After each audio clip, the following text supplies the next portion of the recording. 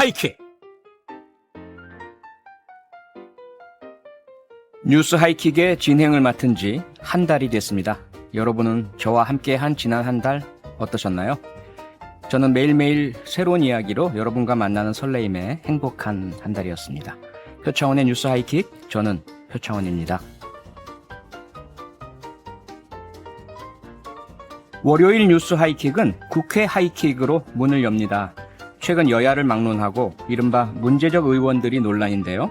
오늘은 피감기관으로부터 수천억 원대 공사를 수주했다는 의혹을 받는 박덕흠 의원 문제를 집중적으로 다뤄봅니다. 잠시만 기다려주시고요. 두 주간지의 표지 기사를 비교해보는 편집장 대 편집장, 그리고 코로나19 숨은 영웅들 네 번째 시리즈까지 기대 많이 해주세요. 듣다 보면 한마디 하고 싶으실 때 있으시죠? 그럴 때 의견은 여기로 보내주시면 됩니다. 짧은 건 50원, 긴 건 100원이 추가되는 문자번호 샵 8001번 혹은 무료인 MBC 미니로 보내주시면 됩니다. 소개되는 분들에겐 선물 보내드립니다. 자, 그럼 바로 성장경의 타임라인으로 갑니다.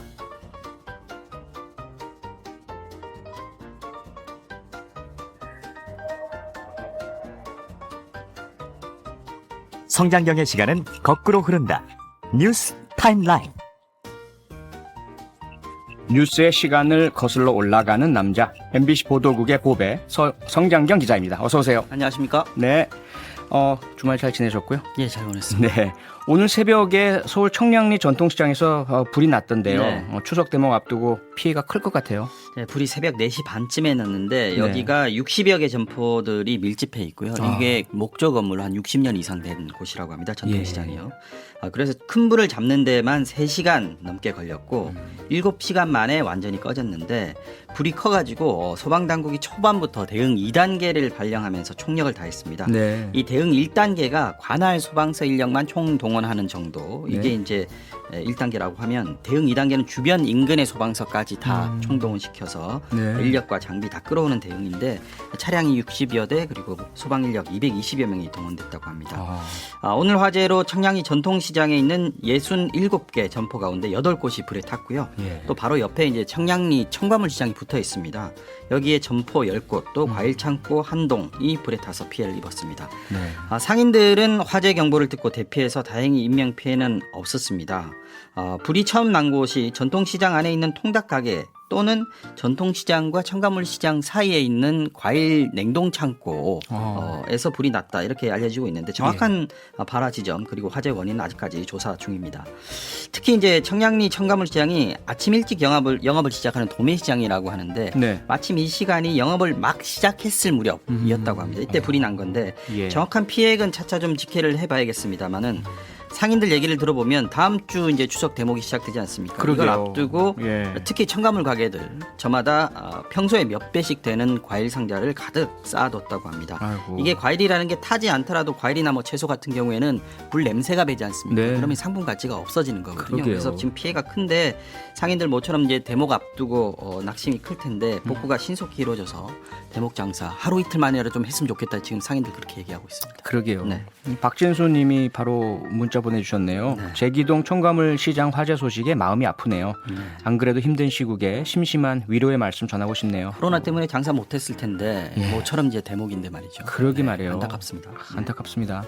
빨리 정말 지금 성장경 기자 말씀하신 것처럼 복구가 이루어져서 좀 그나마 손실을 좀 줄이고 빨리 장사를 시작하실 수 있었으면 좋겠습니다. 맞습니다.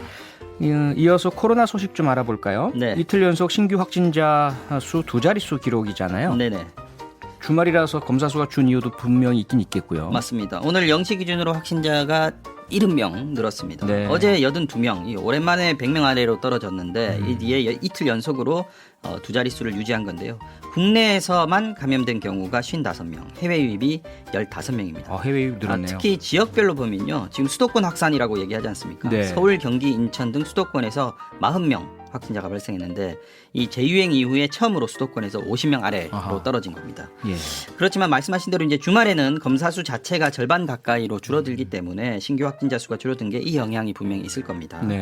또 수도권을 중심으로 산발적인 집단 감염이 잇따르고 있고 또 감염 경로가 불분명한 환자 비중 계속 말씀드리지만 어제 오늘도 계속 27%대로 여전히 높습니다. 정부가 어제까지였던 비수도권 지역 거리두기 2단계 조치 일주일 더 연장한 것도 이런 우려의 연장선상에 있습니다. 네. 이번 주에 확산세가 확실히 가라앉아서 계속 100명 이하를 좀 유지했으면 하는 그런 좀 기원을 해봅니다. 네.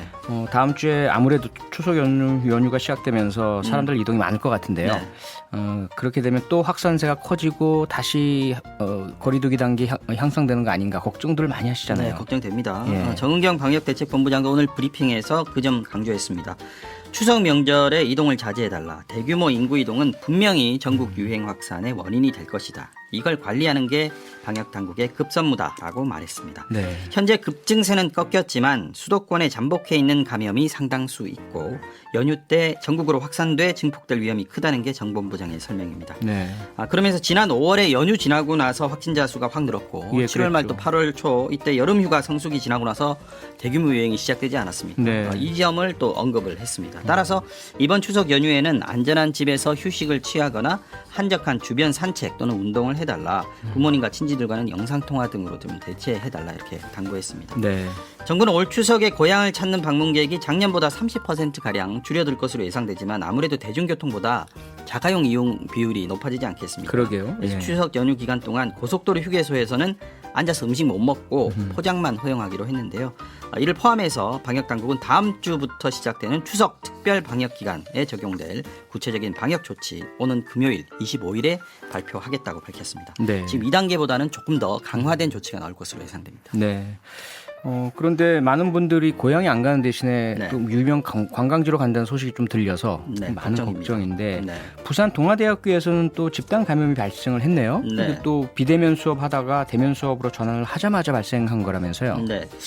부산 동아대에서 오늘까지 10명의 확진자가 나왔습니다. 이 감염 경로를 보니까 첫 확진자에 같은 기숙사 생활을 한 학생이 한 명 있고요. 네. 같은 학과 동아리 친구가 4명 추가로 확진이 됐습니다. 그리고 학교 주변 호프집이나 식당 등에서 접촉한 것으로 의심되는 확진자들도 있습니다. 네. 그런데 추가 확진된 동아대 관련 확진자 중에서 한 명은 서울 서초구에서 확진된 환자의 가족이고 네. 또 한 명은 경북 포항에서 발생한 확진자와 접촉을 한 사례가 있었습니다. 아. 이게 선후 관계가 뭐가 먼저인지 확인이 되지는 않았습니다만 만약에 이제 동아대 관련해서 먼저 시작됐다고 한다면 이미 네. 지역 전파가 다른 지역으로 확산이 시작됐다 이렇게 볼 수도 있는 거거든요. 아하. 그래서 특히 확진자 일부가 생활하던 기숙사에는 300여 명의 학생들이 있는데 여기 이제 주변에 경남, 울산 그리고 심지어 서울까지 네. 서울에서 온 학생들까지 생활하고 있는 것으로 알려져서 방역 당국이 좀 주시하고 있습니다. 네.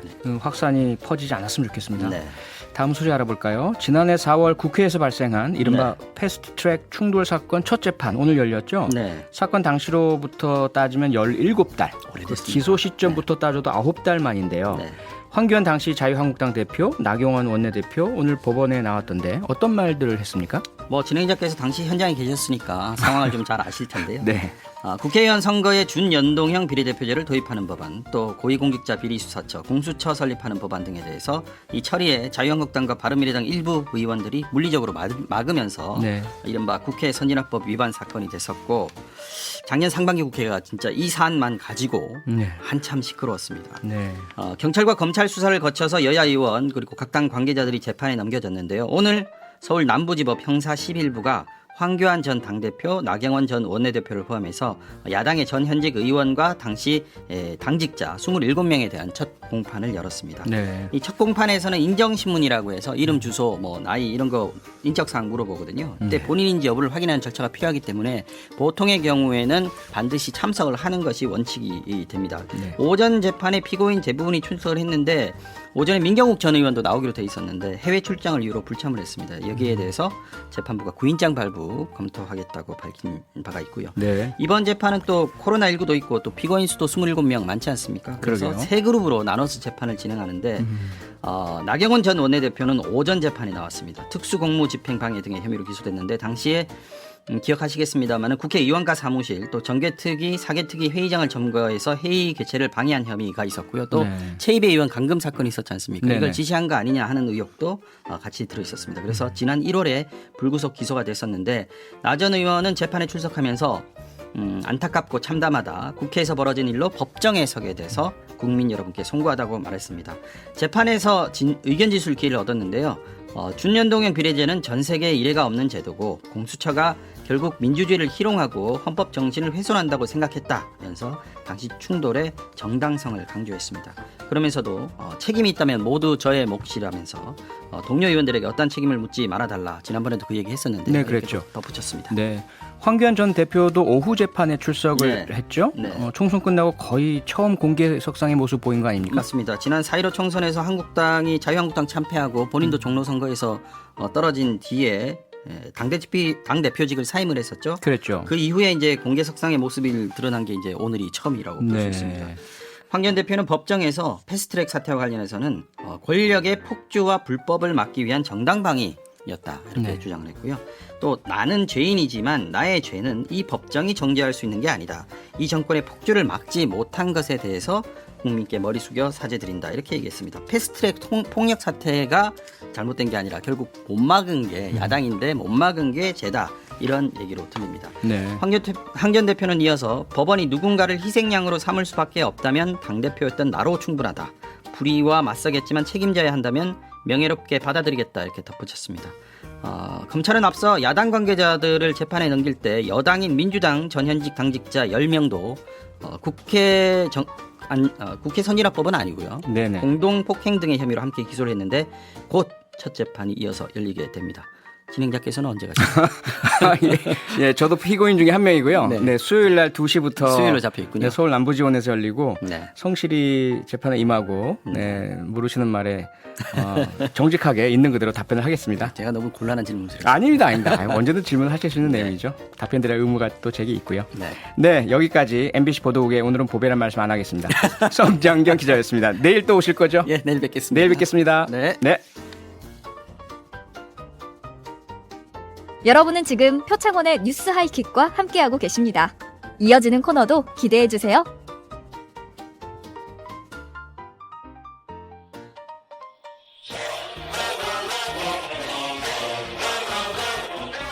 여의도 최고의 골든마우스들이 상암동에 모였다. 국회 하이킥! 네, 바로 선수 입장하겠습니다. 먼저 여당 대표입니다. 5선에 빛나는 설훈 더불어민주당 의원 나오셨고요. 야당 대표는 야권의 대표적인 4선 중진 김기현 국민의힘 의원입니다. 두 분 어서 오십시오. 네, 반갑습니다. 서훈입니다. 반갑습니다. 김기현입니다. 네, 지난 한 주 잘 지내셨고요? 네, 뭐 네. 요즘 좀 선뜻 답이 속이 시끄럽습니다. 예, 그러게요. 선뜻 답이 안 나오시네요. 네, 여야 중진들의 거침없는 정치 토크쇼 국회 하이킥 지금 유튜브로 함께 방송이 나오고 있습니다. 저희 모습 보시고 싶으신 분들은 지금 바로 유튜브에서 표창원의 뉴스 하이킥 또는 표창원을 검색해서 들어오시면 되겠습니다. 자, 그럼 국회 하이킥 1라운드 바로 시작합니다. 라운드 1. 전격적인 제명 결정 바로 다음 날 김홍걸 의원이 최근 자신의 재산을 둘러싼 논란에 대해 사과했습니다. 국민들께 심려를 끼치고 당에 부담을 드려 송구스럽게 생각한다며 출당 결정을 선당 후사의 마음으로 받아들인다고 밝혔습니다. 사과와 제명 수용에도 불구하고 김 의원의 SNS 계정에는 의원직에서도 물러나야 한다는 비판 댓글이 이어졌습니다. 국민의힘 역시 제명은 꼬리 자르기에 불과하다며 의원직 사퇴를 여야가 요구하고 서로 의원직 사퇴를 요구하는 소위 문제적 의원들이 여럿 있습니다. 특히 부동산 문제로 논란이 된 김홍걸 의원에 대해서는 민주당이 전격 제명 처분을 했습니다. 두 분은 과연 민주당의 이런 조치 어떻게 보시는지 먼저 민주당의 설훈 의원님부터 말씀 주시죠.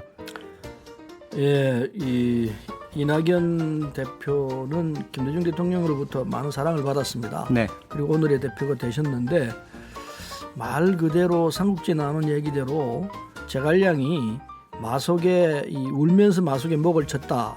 이 말 그대로일 것 같아요. 네.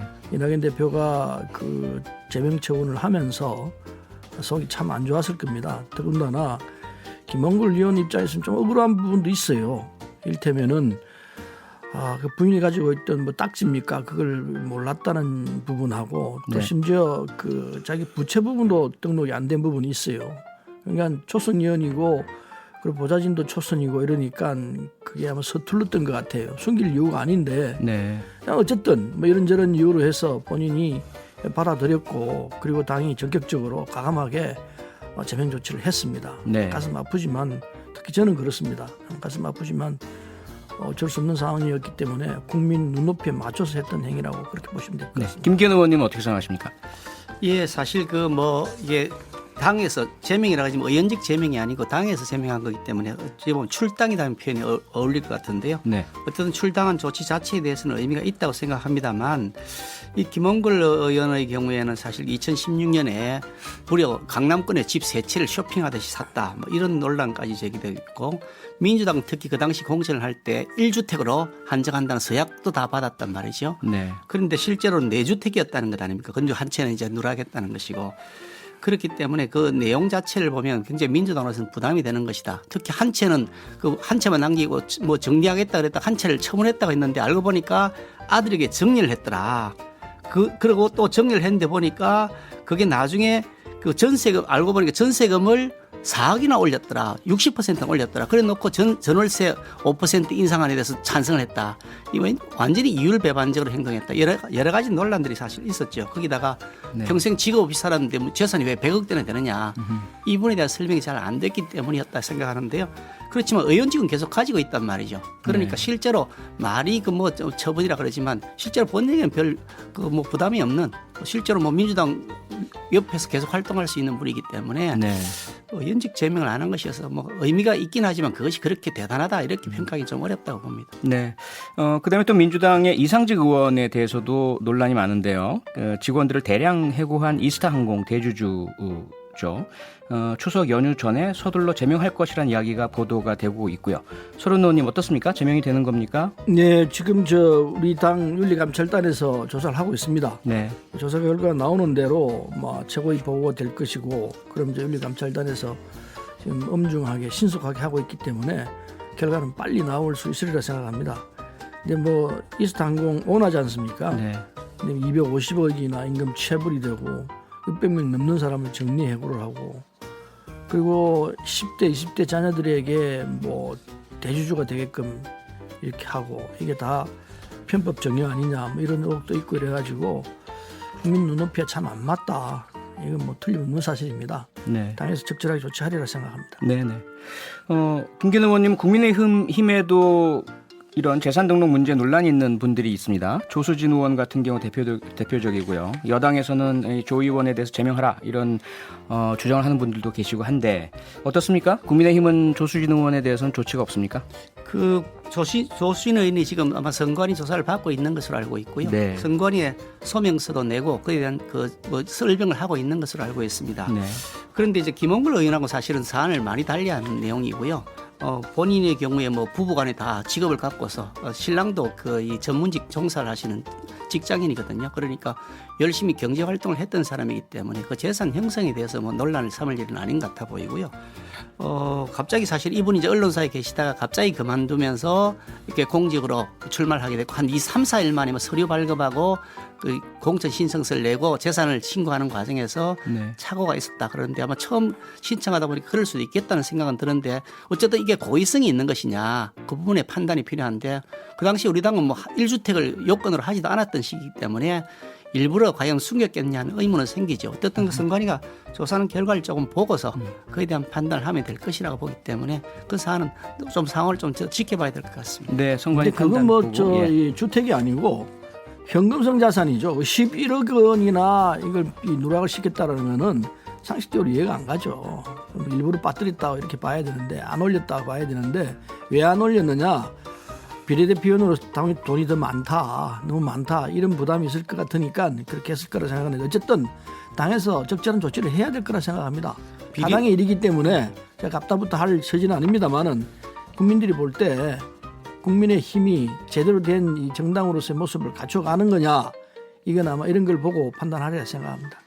비례대표 의원의 경우에는 사실은 그 자신의 재산이 선거 공보에 등록이 안 됩니다. 일반 유권자들에게 알려지는 게 아니고 선관위 홈페이지만 올라가는 것으로 알고 있거든요. 그렇기 네. 때문에 그것을 뭐 꼭 숨겨야 될 특별한 이유가 있는 것 같지는 않은데 어쨌든 본인이 그 부분을 실수했다고 잘못했다고 시인하고 있고 그 과정에서 이제 고의성이 있는 여부를 선관위가 조사하고 있으니까 그 결과를 보면 될 것 같아요. 네, 선관위 결과를 보자는 말씀이니까요. 한번 두고 보고요. 그다음에 이제 국민의힘의 박덕흠 의원 가족회사가 피감기관으로부터 수천억 원대 공사를 수주했다 이런 의혹에 좀 휩싸여 있습니다. 당에서도 긴급 진상조사위원회 구성을 하셨던데요. 박 의원이 아까 오후죠. 그 해명 기자회견을 했습니다. 과연 어떻게 들으셨는지 김기현 의원님 어떻게 들으셨습니까? 예, 우선 사실 이 사안은 이제 며칠 전에 불거져 나왔습니다. 뭐 네. 상임위원회 사보임은 이미 다 완료가 되었기 때문에 그건 논란이 아닌 것이고, 결국 이해관계를 그 관철시키기 위해서 뭐 부패 행위를 했느냐, 요 부분이 쟁점인데, 며칠 전에 이게 뭐 민주당 측에서 문제를 제기해서 지금 진행이 되고 있는 사안인데 사실 파악이 좀 필요하고요. 네. 윤미향 의원 같은 경우에는 민주당에서 벌써 선거 당선된 직후부터 논란이 됐고 검찰 기소까지 되었는데도 아직 민주당에서 처분 조치를 아직 하지 않고 있거든요. 계속 미적거리고 있단 말이죠. 검찰 기소 내용을 보면 매우 심각한 상태다. 오늘 보도를 보니까 뭐 그 한 8년 동안 4억 원 이상의 돈을 그 할머니한테서 또 빼갔다. 현금으로 다 빼갔다. 이런 기사까지 나 있는데, 그거는 그 김경률 씨인가요? 그분이 지금 그 자료를 내놨단 말이죠. 그리고 이런 것들에 대해서 몇 달째 끌고 있는 데 비해서 지금 박덕흠 의원은 며칠밖에 안 됐습니다. 저희들 사실 조사를 하고 있고요.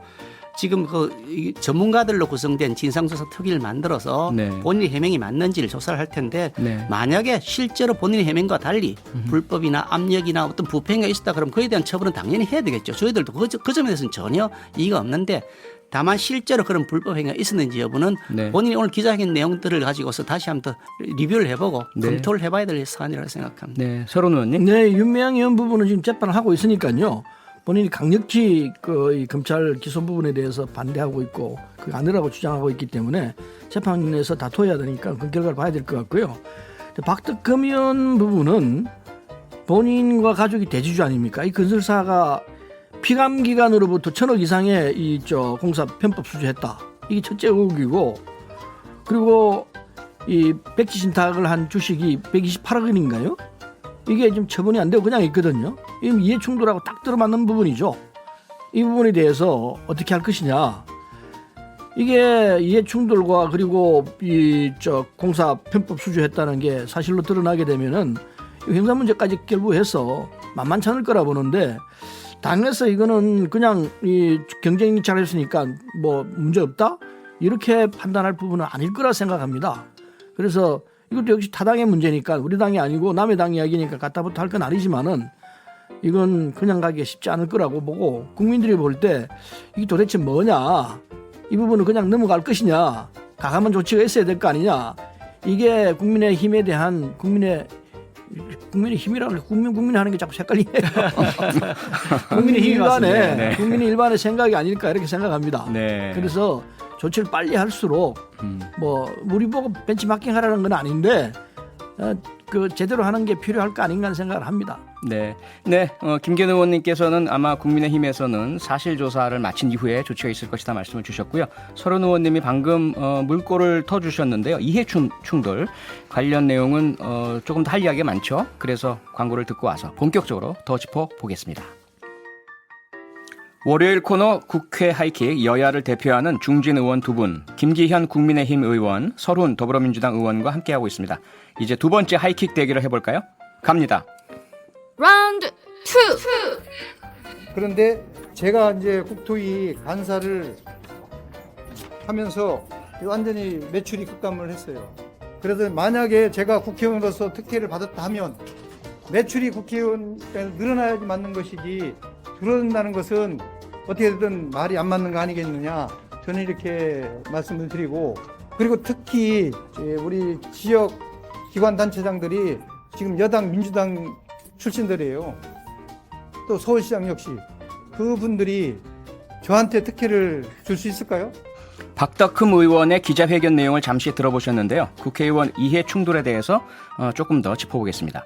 국회의원이 포함된 공직자 이해 충돌 방지 법안은 19대 국회에서 시작됐습니다. 공직자의 이해 충돌 방지는 일명 김영란법, 즉 부정청탁 및 금품 등 수수의 금지에 관한 법률의 핵심 취지였죠.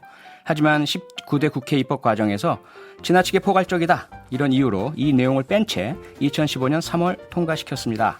당시의 여야는 이 내용에 대해서 추가 논의를 하기로 했지만 잘 안 됐는데요. 두 분 과연 어떻게 생각을 하시는지 여쭤보도록 하겠습니다. 서른 의원님 먼저 좀 의견 주실까요? 네, 먼저 이해충돌 방지 조항이 뭐냐, 이거 좀 설명을 해야 될 것 같은데요. 네. 이 공직자가 자신과 사촌 이내 친족과 관련된 업무는 할 수 없도록 직무에서 배제하는 것 조항입니다. 네.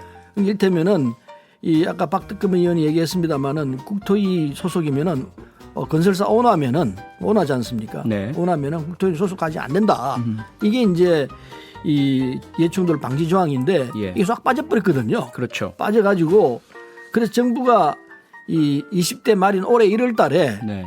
이걸 이제 공직자 이해충돌 방지법안을 제출했습니다. 네. 했는데 20대 국회가 문을 닫았지 않습니까? 끝나고 이제 21대 되면서 자동 폐기가 됐죠. 예. 자동 폐기가 돼서 다시 이게 이제 이 21대 다시 발의를 해가지고 현재 정무에 계류 중에 있습니다. 예. 그래서 이걸 우리 당은 당론으로 이걸 관철시킨다고 되어 있기 때문에 협의를 해서 빠른 시일 내에 이 이해충돌 방지가 되게끔 법안 자체가 통과가 되게끔 이래서 공직사회에 더 이 청정해지는 이런 결과가 나오도록 하려고 하고 있습니다. 네. 야당이 이제 어떻게 하느냐가 문제죠. 네, 김기현 의원님, 이해충돌 방지 조항이 들어간 김영란법이 통과되었었더라면 이 박덕흠 의원 논란도 아예 원초적으로 있지 않았을 텐데 너무 때늦은 감은 있다. 하지만 21대 다시 제출되었으니까 통과시키도록 당론을 모으겠다 이렇게 말씀하셨는데 서른 의원님께서 김기현 의원님과 국민의힘은 어떤 입장이십니까? 예, 사실 그 박덕흠 의원 말씀하시는데 네. 이해충돌 방지법이 지금 권익위원회가 제출한 그 내용을 제가 살펴봤더니 예. 그 뭐 상임위원회 배정 자체가 안 된다는 것이 아니고 그 표결이나 의안의 안건에 처리해서 이해관계가 있을 때는 회피해야 된다 이런 내용으로 되어 있어서 네. 지금 뭐 이 이해관계 충돌 방지법 여부에 따라서 박덕흠 의원이 어떻게 되는가하고는 좀 관계가 조금 떨어진다. 정확하게 이게 합치되는 것이 아니라는 말씀을 이제 전제해서 드리고요. 네. 박덕흠 의원의 경우에도 아까 뭐 들으셨습니다만 본인이 해명이 맞다 그러면 사실은 문제를 삼을 수 없는 거 아닌가 싶은데 그 부분에 대한 조사를 진행하고 있으니까 시간을 두고 좀 보시면 될 것 같아 보이고요. 이해충돌 방지법 결론적으로 말씀드리면 필요합니다. 저는 네. 통과시켜야 된다고 생각합니다. 예. 왜 이해충돌 방지를 우리가 막는데 반대를 하겠습니까? 이게 이 연역을 보니까 19대 때 그 김영란법이라는 흔히 말하는 부정부패 방지법 거기에 조항으로 들어가 있었는데 이게 너무 포괄적이어서 모든 공직자들이 사생활 전부 다 침해하는 문제가 생긴다라는 그 논란들이 있었고요. 그래서 여야가 합의를 해가지고 그 조항을 뺀 상태로 김영란법을 통과시킨 겁니다. 그렇게 할 당시에 그 내용을 보니까 어떤 자료를 보니까 그 포괄적인 내용을 다 넣어가지고 하면은 그거는 문제가 있다 해서 민주당의 신무슨 의원도 반대를 했던 그 기록도 나오거든요. 이게 정당의 문제가 아니라 내용이 너무 포괄적이다 그래서 여야가 합의했던 것이고요. 그래서 삭제된 채로 통과될 때 우리 서른님께서 다 찬성을 해서 통과됐던 법입니다. 근데 20대 때 들어와서 손혜원 의원의 이게 이제 부동산 투기 뭐 유죄 판결도 받았습니다만은 그것이 민주당 의원의 문제로 해서 논란이 되었을 때 네. 그때 이제 본격적으로 다시 화두가 되었죠. 그리고 정의당 그리고 바른미래당 의원이 법안을 제출한 적은 있었는데 민주당에서는 그 법안을 제출 안 했었습니다. 아마 자신의 자당에 속했던 의원 때문에 그랬던 게 아닌가 그런 뭐 생각을 저희 추측이긴 합니다만 어떻든 이 법을 그 당시에 민주당도 중점 법안을 통과시킨 적이 없습니다. 그러다가 21대 이제 국회에 오니까 이제 권익위원회 제출한 법안이 지금 제출되어 있는데요. 저는 그 법안에 대해서 충분히 우리가 논의를 해서 불필요하거나 혹은 필요한 내용이 있는지 잘 가감하면서 통과시켰다고 생각합니다. 네. 국민의힘은 아직까지는 의견 모으지는 않았죠? 당에서 뭐 논의한 건 아닌데 네. 저는 저 개인적인 의견은 우리가 필요한 내용이 있다면 당연히 그건 처리해야 된다고 생각합니다. 네네. 지금 김기현 의원께서 그 손혜원 전 의원 전남 목포 부동산 투기 의혹 또 국회에서의 이해충돌 논란 짚어주셨는데요.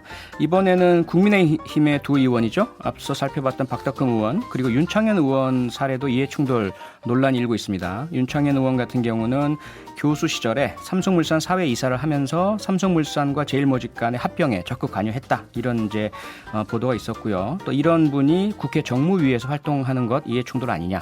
고양이에게 생선 가게 맡기는 격이다. 이런 주장들이 제기가 되고 있습니다.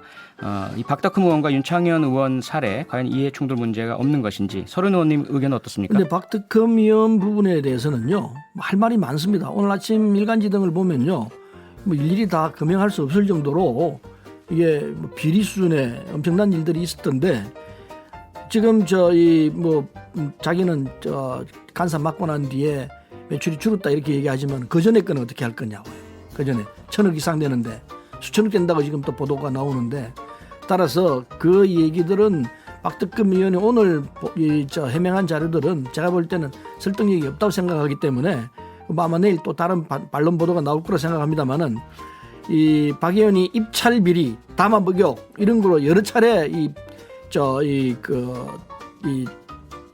고발된 적이 있습니다. 그래서 뭐 그때마다 다 비어 나왔다고 보는데 어쨌든 이 박덕흠 의원이 20대 국회 국토위원으로 활동했습니다.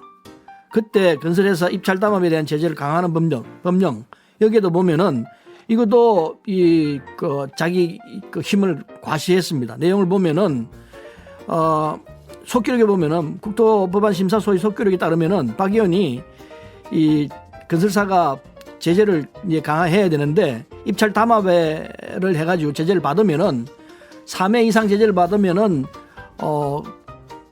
회사를 문 닫게 만들어야 한다 이런 이제 조항이 있었습니다. 그런데 그걸 그렇게 하면은 이건 사형 선고하는 거 아니냐.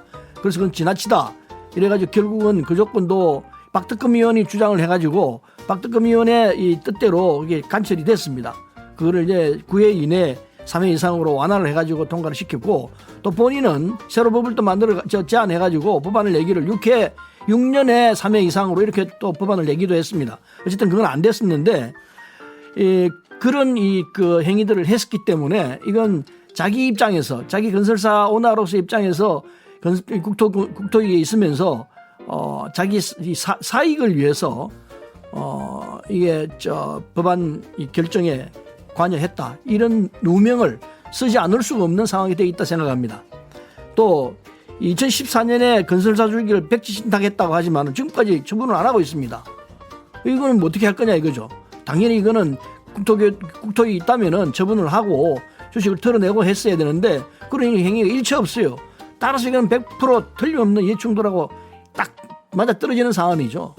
그래서 박특검 의원은 이제 정무위로 옮겼습니다만은 한노위로 옮겼죠. 한노위로 옮겼지만은 한노위에서도 역시 충돌될 부분이 굉장히 많아요. 환경 부분 관련해서도 있고 노동 부분 관련해서도 있고 하기 때문에 위원회를 그렇게 가서는 안 된다고 보고 아마 이 부분도 조정이 돼야 할 거 아닌가 생각을 합니다. 네, 우선 윤창현 의원 같은 경우는 어떻습니까? 지금 앞서도 제가 소개를 해드렸지만 제가 좀 설명을 드리죠. 우선 우리 박덕근 의원님의 말씀을 좀 새로운 말씀을 하셔서 말씀드린 백지 신탁을 처분하라는데 백지 신탁 이미 다 했습니다. 농협이 수탁자인데 농협이 처분하는 것이지 박 의원이 처분하는 게 아닙니다. 박 의원은 처분하라고 지시할 권한도 없고 처분했는지 안 했는지 확인할 권한도 없습니다. 법에 의해서 일체의 모든 정보를 그 신탁한 사람한테 제공하지 못하도록 되어 있습니다. 그러니까 농협이 처분하는 것인데 박 의원 보고 처분하라 그러면 아무 권한이 없는 사람 보고 처분하는 것이니까 그거는 적절하지 않은 얘기고요. 그러면 농협이 처분을 할 때 박 의원한테 동의도 안 받고 그냥 하겠습니다. 당연히 그 동의받지 않습니다. 알겠습니다. 법에 그걸 동의하면 그래, 안 되게 알겠습니다. 되겠습니다. 본인에게 의사를 물어서도 안 되게 돼 있고 나중에 다 마친 다음에 결과 보고만 하게 돼 있지 과정에 의논하면 안 되게 법에 큰일 나게 돼 있습니다. 결과적으로 백지 신탁이 그게 백지 신탁이죠. 처분이 안 돼 있기 그건 때문에 어떡합니까? 본인이 그러면 어떡할 겁니까? 제기한 백지 신탁은 하면 자기의 권한이 없는데 그리고요. 그걸 연결하는 것은 적절하지 않다는 말씀을 드리고 오늘 윤창현 말씀하셨으니까 농협이 한번 확인해 보겠습니다. 윤창현에게 말씀을 좀 드리면 이렇습니다. 윤창현 의원 사건은 완전 이거 억지로 끼워 넣기 같다 하는 느낌이 드는데요. 삼성물산하고 제일모직 합병에 그 사회이사를 하면서 찬성했다고 해서 그것 때문에 정무위 활동을 못한다. 그 황당하다는 거죠. 윤창현이 이 합병 과정에 불법이 있었는지를 검찰에서 조사를 받았답니다. 아주 심도 있는 조사를 받았답니다. 그런데 그 얘기를 들어보니 아예 본인이 그 피고인으로 그 기소도 안 됐고 피의자로 입건도 안 됐고 이번 공소장에도 자기 이름이 전혀 안 나온다는 겁니다. 저도 자료를 봤는데 윤창현 이름은 공소장에 안 나옵니다. 무슨 말이냐면 그 과정에서 이게 불법이 있었는지 여부를 검찰에서 다 조사를 했는데 윤창현은 그에 관련된 법적인 책임이 없다라고 판명된 것이라고 보이는 거죠. 그런데 왜 윤창현에게 무슨 책임이 있다는 것이 이해가 안 되는 것이고요. 이분이 뭐 예전에 사회이사를 했던 것 때문에 그래 정무위 논란이 된다 그러면 윤영찬 의원은 네이버의 부사장을 했던 분입니다. 이분이 그 네이버를 관할하는 과학정보 과방위에 지금 위원으로 활동하고 계신단 말이죠. 얼마 전에 카카오 들어오라고 불리한 기사가 나왔다고 불렀던 그 사람입니다. 도종환 의원은요. 자기가 바로 직전에 장관을 하던 그 장관의 직무를 감독하는 감독기관의 위원장입니다. 그 문방위 위원장이단 말이죠. 아니 그럼 체육관광위원장인데 자기가 피감기관의 그 일을 감독하는 기관 위원장이 되어 있다. 이것도 웃기는 것이죠. 이런 이용호 의원이 정무위원회에 속해 있는데 민주당입니다. 이분도 인터넷 그 은행을 시장을 주도했던 카카오뱅크의 공동대표 출신이란 말이죠. 그런데 이런 각종 금융, 보험 이런 거 관련해서 이 정무위에서 다루게 되는데 그러면 이용호 의원도 그 이해관계 충돌이 되는 것이죠. 그런데 이 이해관계 충돌을 그렇게 무작정 예전에 전력이 있었는지 여부를 놓고 시작하면 전문성 있는 사람들 하나도 그러면 그 상임위원회 못 가고 전문성 없는 사람만 가야 되잖아요. 그러니까 그런 형태로 이 윤창현을 얽어서 넣을 일은 아니다. 그런 말씀을 드리고 싶습니다. 네, 근데 지금 그 4931님 잠깐만요. 청취자님 문자가 들어와서요. 4931님께서는 그래서 결과적으로 정무위에서 윤창현 의원이 활동하는 게 맞냐 이게 중요할 것 같은데요. 아니, 좀 간단하게 네, 설명을 김기현님 좀 더 괜찮습니까? 예, 이해 충돌 네. 여부에 대해서 예. 지금 전혀 증명이 되지 않고 있습니다. 괜찮다. 잠깐, 괜찮다고 전문성이 생각하신다. 있는 것은 확인이 되었고 네. 이건 박병석 국회의장이 우리 당 의사하고 상관없이 처음에 상임 시간 때문에 배정할 때도 죄송하지만 정보를 괜찮다고 생각하신다는 거죠? 네. 지금 상태로서는 그 아니라고 할 수 잠깐만 있는 예. 그렇지 않다는 걸 네, 말씀드리겠습니다. 서른우님 우선 반론 주시죠. 검찰은 최근에 불법 합병 등의 이유로 이재용 부회장을 기소했죠. 기소했습니다. 그런데 이 기소하는데 윤창현 의원이 어떤 역할을 했냐면요. 사회이사로 있으면서 이거는 이 합병 공신으로 돼 있습니다. 삼성물산하고 제일모직가 합병할 때 제일모직 주식이 많이 가지고 있는 이재용 부회장한테 유리하게끔 되어 있는 이 구조를 자기가 사회이사로 있으면서 그렇게 하자고 아주 강력하게 주장했던 사람입니다. 그래서 제일모직과 삼성물산 합병하는데 합병 공신으로 1등 공신입니다. 이분이. 그런 분이기 때문에 법적으로는 검찰에서 어떻게 수사를 해서 어떻게 했는지는 잘 모르겠습니다만은 내용으로 보면은 이건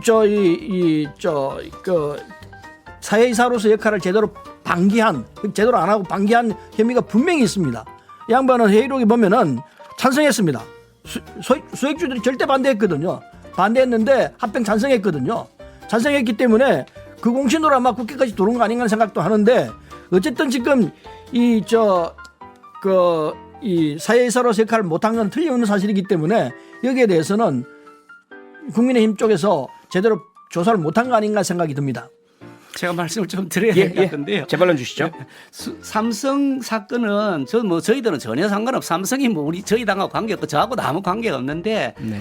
그 언론 보도를 보니까 수사심의위원회에서 이 사건은 그 불기소하라고 결정을 했다는 거거든요. 전문가들이 논의한 결과 죄가 안 된다고 판정했던 것 같아 보이는데 어쨌든 기소를 검찰은 그럼에도 불구하고 했습니다. 네. 법원에서 나중에 판단하겠죠. 그러니까 불법 합병을 했는지 안 했는지 그거는 저희들하고 상관은 없는 것이고 법원에서 판단할 일인데 아니 윤창현 의원이 사회이사로서 거기 활동한 것에 불법이 관여한 거 하나도 없지 않습니까? 아니 아무 증명도 없이 그게 1등 공신이라 그러고 불법이라고 강력 주장하시면은 아니 증거 없이 그 허위 사실을 그 책임지우는 것이죠. 아니 그렇게 검찰이 밀도 있는 조사를 해가지고 수사심의위원회에서 기소하지 말한까지도 억지로 기소를 했는 정도인데 윤창현이도 또 조사를 다 했단 말이죠. 근데 윤 의원에 책임질 것이 하나도 없으니 아예 공소장에 윤창현 이름 안 올라가는데 그에 대해 책임을 지라 그러면 그거 황당하지 않습니까? 그런데 네. 잠깐만요. 두 분 말씀 충분히 들은 것 같은데 핵심 내용을 우리가 못 짚었기 때문에요. 그러니까 윤창현 의원 개인의 법적 책임은 사법부에서 다룰 문제일 것 같고요. 국회에서 이해 충돌 문제입니다. 그래서 김기현 의원님께서는 과거의 경력이나 전문성을 존중을 해야지 그런 전문성을 존중하지 않고 이해 충돌에 걸어서 다 못하게 하면 국회 상임위에서의 전문가는 올 수 없는 거 아니냐 이런 말씀을 주셨잖아요. 그렇죠. 만약에 그렇지 네. 않고 예. 윤창현 의원을 이해가 충돌이라 해서 빼자 그러면 윤영찬 의원도 빼야 되고 도정환 위원장도 빼야 되고 보건복지위의 김성조 간사도 국민연금공단 이사장 출신입니다. 네, 그래서 빼야 되고 네, 이용호 그런- 의원도 빼고 다 빼야 되는 그런 거죠. 주장이시기 때문에 서른호님께서 어떠십니까? 그래서 이러한 어떤 전문성 부분을 담보하지 못하는 포괄적인 이해충돌 방지. 근데 이해관계가 다를 수 있습니다. 이를테면 문화체육부 장관을 했다고 그래가지고 네. 문체에 들어가지 말라는 얘기는 그 이해관계가 같습니까? 그건 이해관계하고 다를 거라고 생각합니다. 피감기관인데 감독을 하지 않습니까? 감독하는데 자기가 했던 피감기관이라고 그래서 이해관계하고 다른 상황이기 때문에 이를테면 사적인 금전이 들어가는 부분입니까? 그건 자신이 아니지 않습니까? 장관하던 시절의 사안을 자기가 감독을 감사를 하니까 아니 웃었지 그러나 않습니까? 자기가 장관했던 경우하고 나왔으면 다른 상황이죠. 네.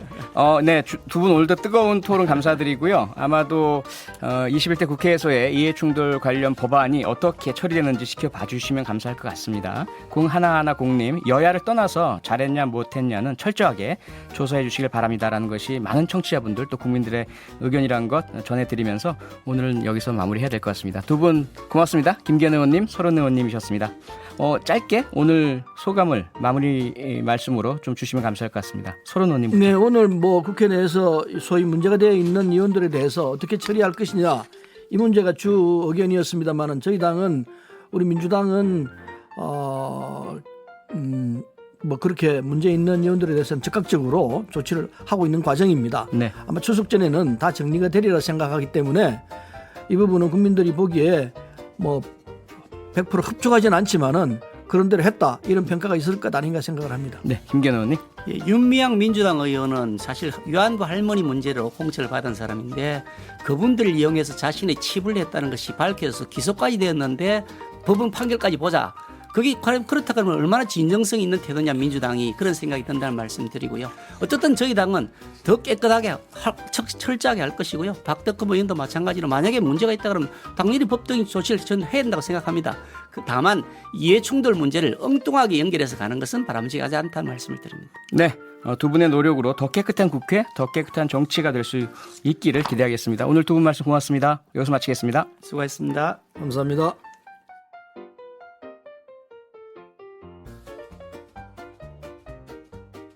광고 듣고 오셨습니다. 표창원의 뉴스 하이킥 함께하고 계시고요. 저는 7시 10분에 오늘의 표정으로 돌아오겠습니다. 잠시만 기다려주세요.